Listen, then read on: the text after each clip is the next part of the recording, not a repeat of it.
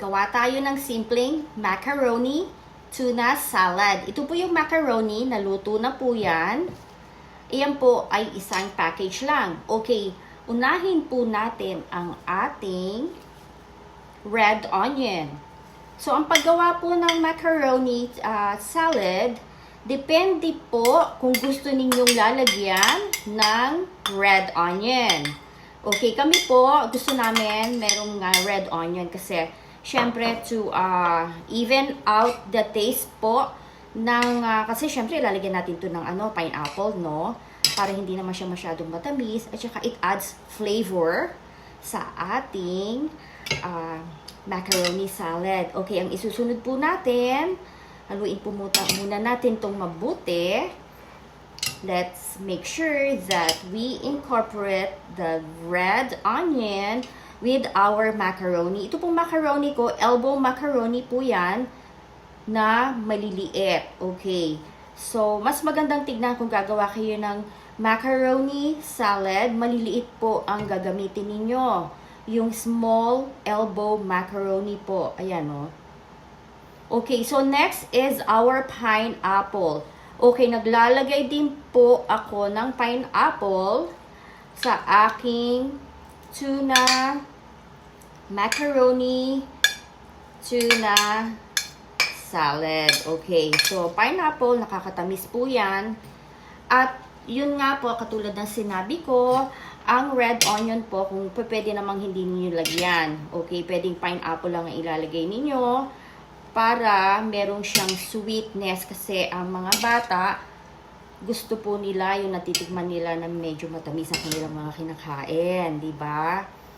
So, ang susunod po natin, syempre ilalagay na natin ang ating tuna. Ang ginamit ko po rito yung tuna in water. Ipakita ko po sa inyo, ha? The tuna in water at na-drain ko na po ang kanyang water. Okay. So, ito po. Okay.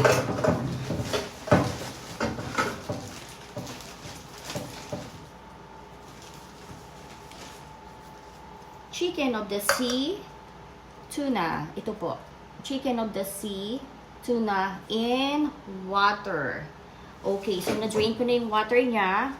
Kaya ito po mga 4 cans, 4 small cans of tuna. Okay. Depende rin po kung gaano karami ang inyong gagamiting macaroni. Kung gagamit kayo ng 2 packages of macaroni, syempre mas gusto ninyo yung maraming tuna, no? So, parang tansya-tansyahin na lang po ninyo. Alam niyo po ba, ito po, napakasarap po itong ibaon. Magugustuhan po ito ng mga anak ninyo. Aside from it's very healthy, kasi nga it's tuna, maganda rin po ito sa mga bata. Kasi tuna is also good for the brain. Our brain function, kasi it's omega-3. Ayan po.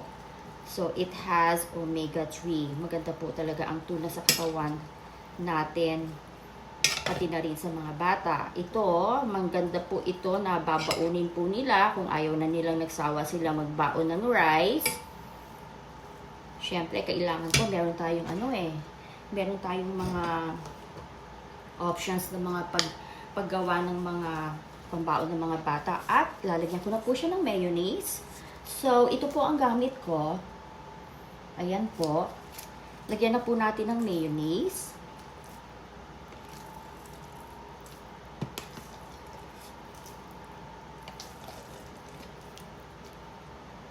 Medyo marami, kasi marami tong aking macaroni. So, ayaw naman natin na medyo magkulang ng macaroni, hindi rin siya masarap. Okay, so ayan, incorporate lang natin ang ating mayonnaise sa ating macaroni at sa iba pang mga ingredients na nailagay na po natin. I'm pretty sure po na talagang magugustuhan po ito ng inyong mga anak. Pambaon po nila. O, diba? Meron na kayong other options at sa totoo lang, mahirap po mag-isip ng baon ng mga bata. Araw-araw ninyong iisipin kung ano pong ibabaon nila. Yun po pinakamahirap sa mga sa mga pumapasok, yung mga estudyante, sa mga asawa ninyo. Syempre, no, ayaw naman ninyo pati na rin ang mga husband po ninyo, po pwede po itong ibaon. Ito lang actually complete meal na to eh. Kasi yung macaroni is also carb. So, tapos meron ng macaroni, meron pang tuna. So, kumpleto.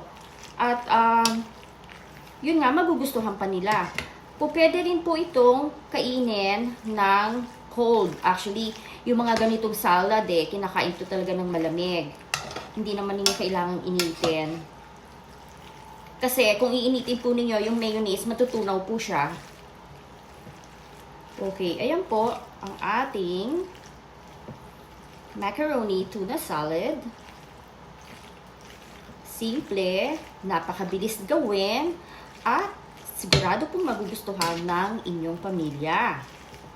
At naiiba po na pambaon ng inyong mga anak. Bumili lang kayo ng isang package ng macaroni. Tapos, cook the macaroni according to the package. Ako po, pag nagluluto ako ng macaroni, alam niyo po ba, nilalagyan ko po siya ng salt. Yung pinaka-water niya, pagkulo po, nilalagyan ko na siya ng salt. And then, nilalagyan ko po siya ng olive oil. Kasi po, para hindi po magdikit-dikit ang ating macaroni. So, ganun po parating ginagawa ko. And then, pagkaluto po, syempre, ang gagawin ko, i-drain ko siya. I-drain ko muna siya at hihintayin ko po siyang lumamig. Bago po ninyo gawin at pagsamasamahin ng mga ingredients, make sure po na malamig na ang inyong macaroni kasi kung gagawin po ninyo itong ingredients na to, itong recipe na to, at lalagyan po ninyo ng mayonnaise, parang ang magiging itsura po is matutunaw po yung mayonnaise, magli-liquid, magiging liquidy ang inyong salad. Kasi syempre mainit ang inyong macaroni. So make sure you have to wait until your macaroni cools down at pwede na kayong gumawa ng inyong macaroni salad. So ganyan po, napakasimple lang po. Macaroni at red onion, mayonnaise, yung ating pineapple chunks, okay? At of course, ang ating pinaka-main ingredients, dahil nga kaya nga tinawag na macaroni tuna, ang ating tuna in can. Okay, so our macaroni tuna salad is ready. Ayan na po siya. Ayan o, tignan nyo po. Ilalapit ko po siya. Ilalapit ko po ang aking video.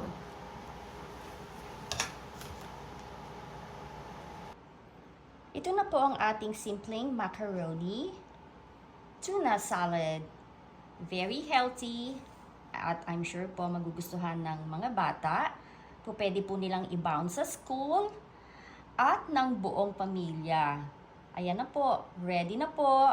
So sana po ay nagustuhan ninyo ang aking recipe, pinakasimpleng recipe po na napakadaling gawin.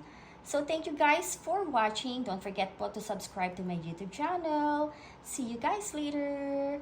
Bye!